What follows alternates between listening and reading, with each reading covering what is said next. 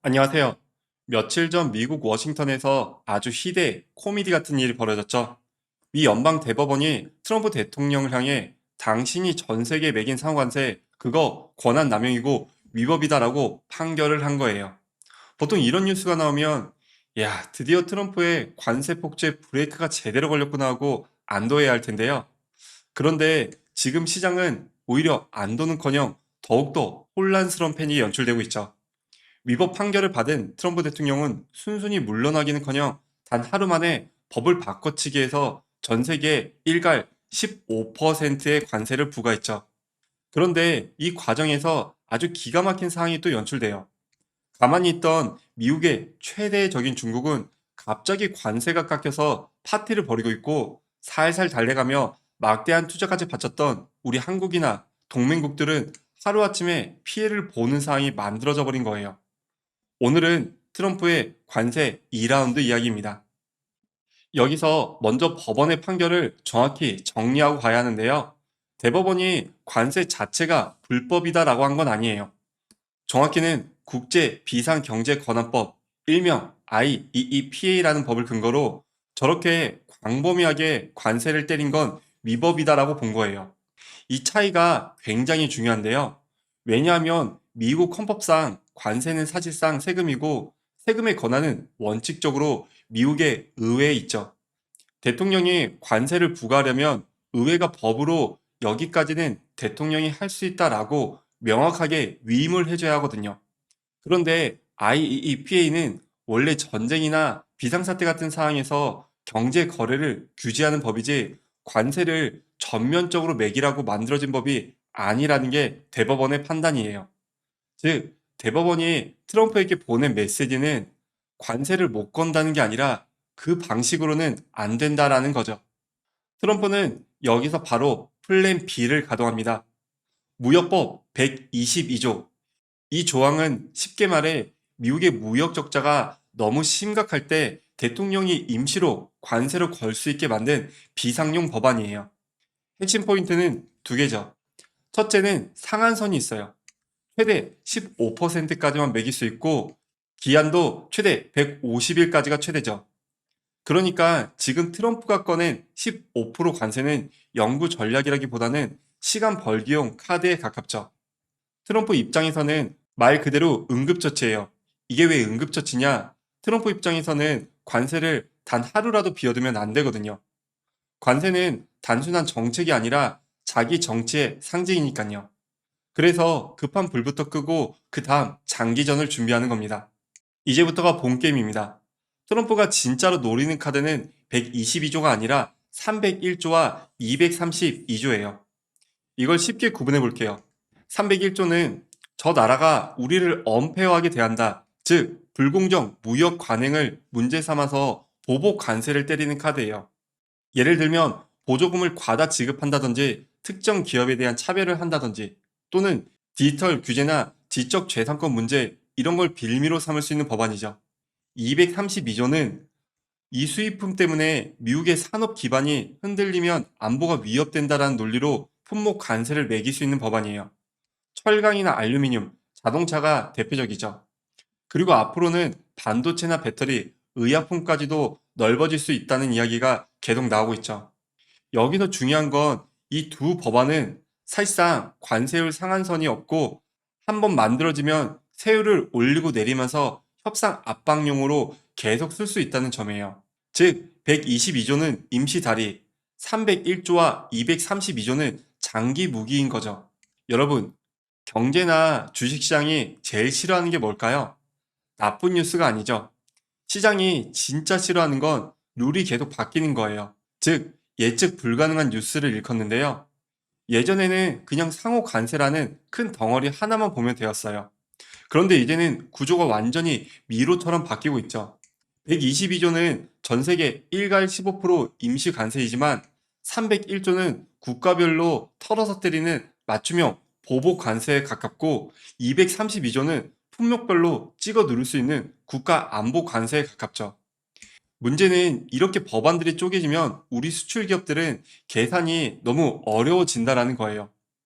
어떤 회사는 122조의 유탄을 맡고 있고, 어떤 회사는 232조를 정통으로, 또 어떤 나라는 301조 조사에 딱 걸려들 수 있기 때문이죠. 같은 수출 기업이더라도 이제는 안고 가야 할 리스크 구조가 천차만별로 달라진다는 거죠. 그래서 지금 시장은 이번 대법원 판결을 관세 완화로 보는 게 아니라 이건 그저 더 지독한 불확실성을 재설계했다라고 받아들이고 있는 상황이죠. 그렇다면 여기서 우리 한국 이야기를 좀 한번 해보죠. 겉으로만 딱 보면요, 트럼프의 상호 관세가 위법이다라고 하니까 우리한테는 꽤나 괜찮은 호재처럼 들리죠. 당장은 맞습니다. 단기적으로는 숨통이 조금 트일 수 있지만 이게 장기적으로는 수출 구조가 그렇게 호락호락하지가 않아요. 우리가 밥 먹고 사는 주력 수출품이 뭘까요? 바로 반도체나 자동차, 철강, 배터리 같은 품목들이거든요. 문제는 이 효자 종목들이 앞서 말씀드린 무역확장법 232조, 즉 품목 관세랑 아주 찰떡같이 엮인다는 거예요. 그러니까 대법원이 비상경제법을 막았다고 해서 우리 수출 기업들의 핵심 리스크가 싹 사라진 게 절대 아니라는 거죠.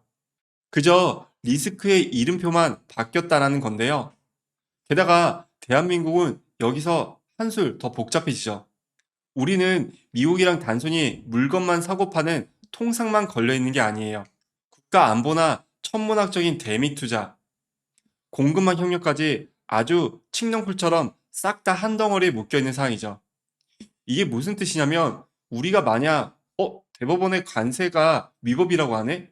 기존에 미국에 공장 지어주기로 한 거 그거 무효하냐? 원점에서 다시 한번 세금 협상해 봅시다 라고 한다면은 트럼프 대통령은 당장 통상 말고 안보나 다른 무시무시한 카드로 우리를 데려 협박할 수 있다라는 거죠. 그래서 지금 우리 정부 입장에서는 들이댈 명분은 확실하게 생겼지만 막상 이걸 가지고 주먹을 뻗으려니 괜히 다른 급소를 맞지 않을까 고심이 많은 상황이죠. 아주 피말리는 살 얼음판을 걷고 있는 상황인 건데요.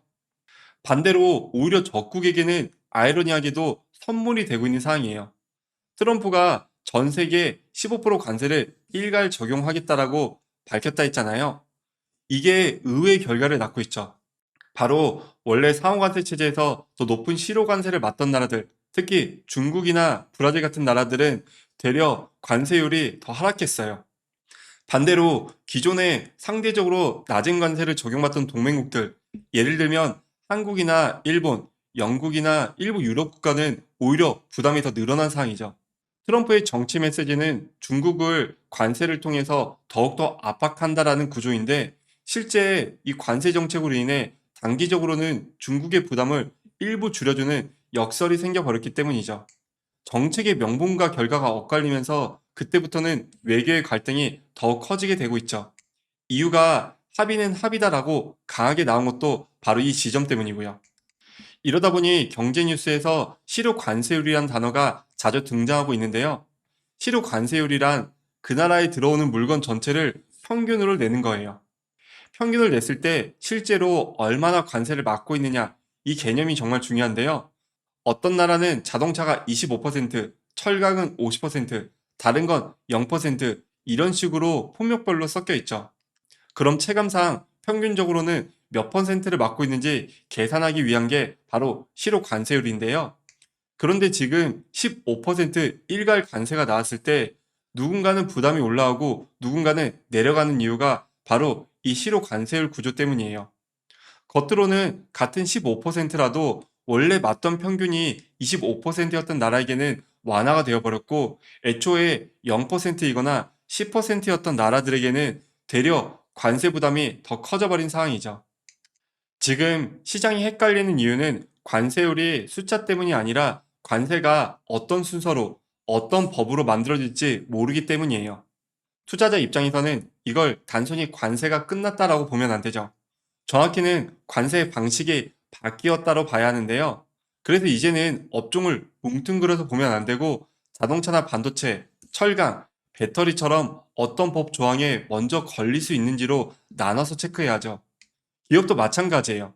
단순히 관세 몇 퍼센트냐가 중요한 게 아니라 이게 122조에 걸리는지 301조에 걸리는지 아니면 232조 법안에 걸리는지 이런 것들을 케이스별로 상세히 체크를 해야죠. 왜냐하면 법이 다르면 대응 방식도 완전히 달라져야 하기 때문이죠. 어떤 건 바로 맞고 어떤 건 조사 시간이 있고 어떤 건 국가 단위고 어떤 건 품목 단위 등 정말 이렇게 세부적으로 예전과는 다르게 디테일하게 접근할 수밖에 없어졌어요. 결국 지금은 숫자 게임이 아니라 시나리오 게임으로 점점 변해가는 양상이죠. 자, 그럼 앞으로는 뭘 보면 좋을까요? 저는 세 개에 집중해서 보면 좋을 것 같은데요. 일단 301조의 조사 대상을 먼저 살피면 좋을 것 같아요. 미국이 어떤 나라, 어떤 산업을 먼저 겨누는지가 매우 중요할 수 있는데요. 여기서 한국 관련 키워드가 나오면 시장은 바로 반응할 수 있죠. 두 번째로는 232조의 확대 여부인데요. 반도체나 배터리, 의약품 같은 전략 품목으로 232조가 확대된다면 이건 단순히 관세를 넘어서 산업 정책의 전쟁이 될 것 같아요. 세 번째로는 122조의 시효 만료인 150일 이후의 플랜을 살펴봐야 하는데요. 122조는 시한부 카드라서 결국 그 딜을 뭘로 채울지가 핵심이죠. 즉, 지금 15%라는 관세 자체보다는 그 다음에 관세 체계가 더욱더 중요한 사항이죠. 정리해 보겠습니다. 이번 판결의 의미는 분명하죠. 트럼프가 IEEPA를 근거로 마음대로 전면 관세를 때리는 건 제동이 걸려버렸죠. 하지만 동시에 더 분명한 것도 있어요. 트럼프는 관세를 포기하지 않죠. 122조 법안으로 임시적인 시간을 벌었고 301조와 232조로 더욱더 정교한 관세를 더 길게, 더 선별적으로 아주 촘촘하게 구조를 짜고 있죠. 그래도 한국 입장에서는 이제 관세가 끝났다가 아니라 이제부터는 더 복잡해진 관세 정책을 준비해야 하죠. 이번 뉴스의 본질은 관세율이 단순히 숫자가 아니라 미국이 관세를 어떤 법적 틀로 다시 조립하느냐가 그리고 그 과정에서 누가 먼저 타깃이 되느냐겠죠. 긴 영상 시청해주셔서 너무 감사드리고요. 영상이 유익하셨다면 구독과 좋아요를 꼭 부탁드리며 저는 다음에 더 유익하고 재미있는 이야기로 다시 찾아오겠습니다. 감사합니다.